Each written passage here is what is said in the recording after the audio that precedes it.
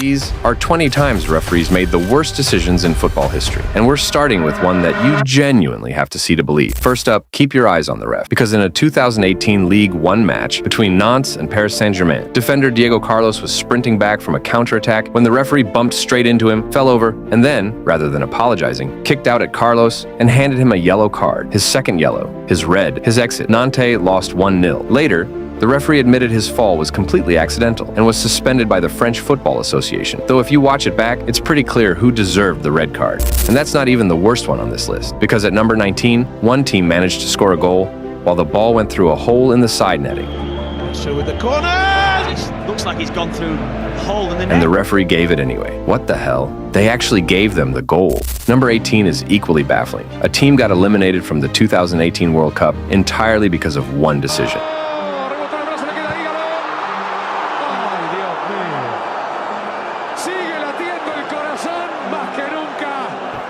The ref reviewed it on VAR and still said no penalty. I've seen penalties given for less than that. We've got VAR there for a reason. This is the defender's mistake. For something that looked worse than half the soft calls you'll see in a Sunday league. Moving to number 17, a Mexican referee decided to grab a player somewhere he absolutely should not have grabbed him.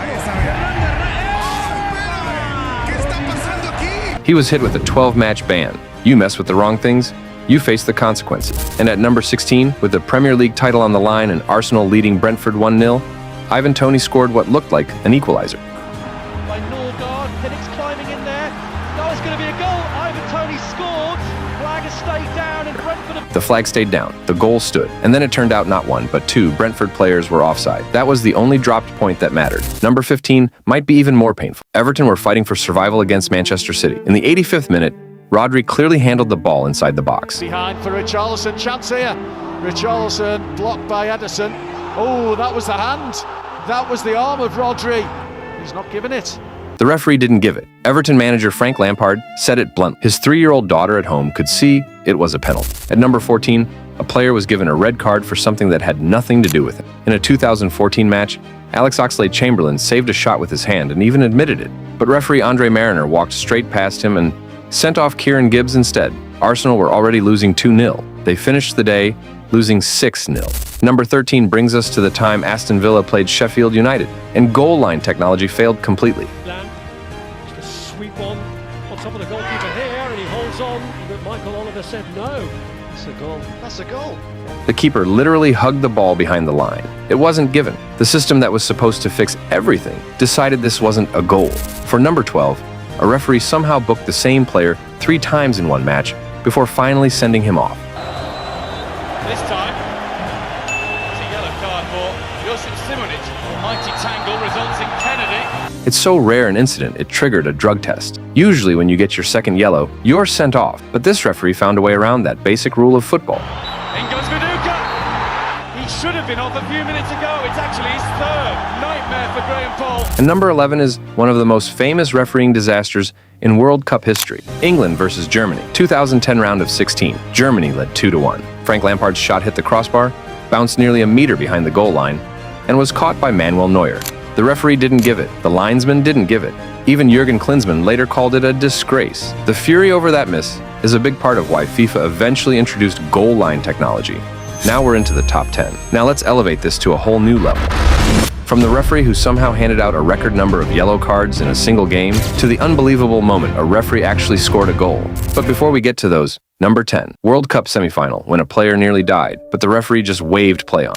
French player Patrick Battistone was through on goal, when West German goalkeeper Harald Schumacher rushed out of his goal and smashed into Battistone, making no attempt to play the ball. Schumacher's hip smashed into Battistone's skull, knocking him out cold and causing French midfielder Michel Platini to fear that his friend was dead. The referee, on the other hand, just let play continue.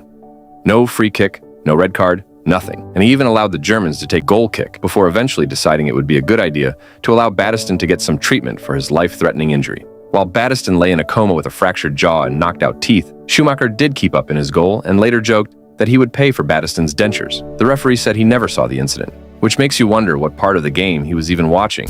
Number 9, Bayern Munich versus Real Madrid in the Champions League. Bayern scored in the 67th minute. Musiala arriving.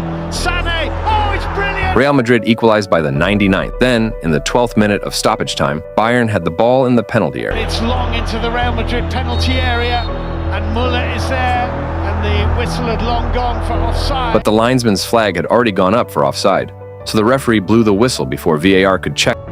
He takes the decision to whistle. It's against every rule, I'm sorry.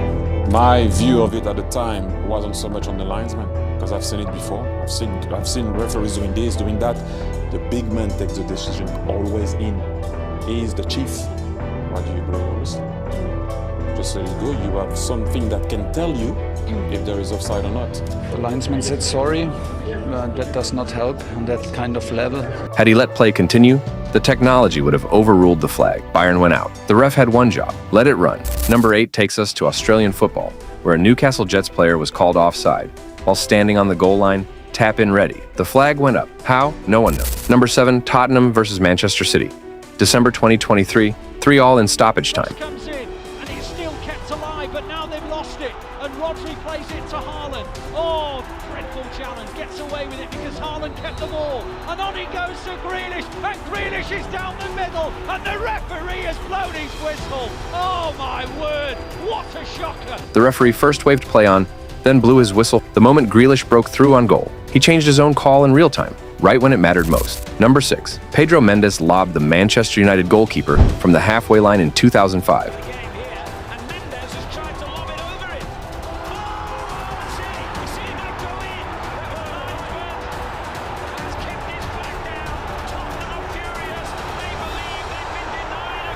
The ball crossed the line. The referee gave nothing. Sir Alex Ferguson, of all people, came out publicly and said it proved the need for goal line technology. Straight to the point about technology and cameras. I mean, I think most people in the game are saying the progress has got to be made in the game is for television cameras, and I think that proved it tonight. Number 5, Raheem Sterling tripped over his own feet and was given a penalty. He wasn't tackled. He didn't go down from contact. He just fell and got the penalty anyway. Number 4 brings us to the 2022 World Cup quarterfinal. Argentina versus the Netherlands, refereed by Mateo Lahoz of La Liga. He handed out 18 yellow cards in one game. 18. The record will probably never be broken. Even Messi, who barely says anything about officials, came out and said he didn't want to talk about the referee because he couldn't be honest about it.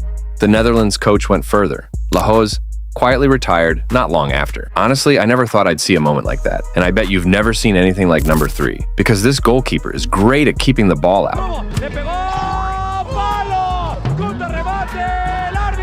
That referee would have had me in tears, just like number 2, because Chelsea versus Barcelona, 2009 Champions League semifinal.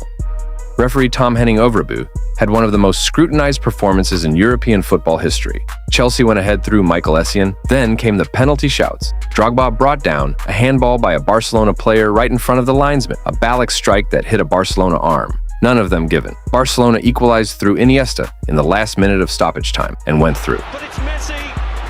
It's Iniesta. Overbo later admitted he'd gone from a reasonably regarded referee to, in his own words, the biggest idiot in international football in the space of 2 hours. And number 1, the goal worth $9 million. 1986 World Cup quarterfinal. Argentina versus England, 2 countries that had been at war just 4 years earlier. Diego Maradona, in the prime of his career on the biggest stage in the world, punched the ball into the net with his left hand in the 51st minute.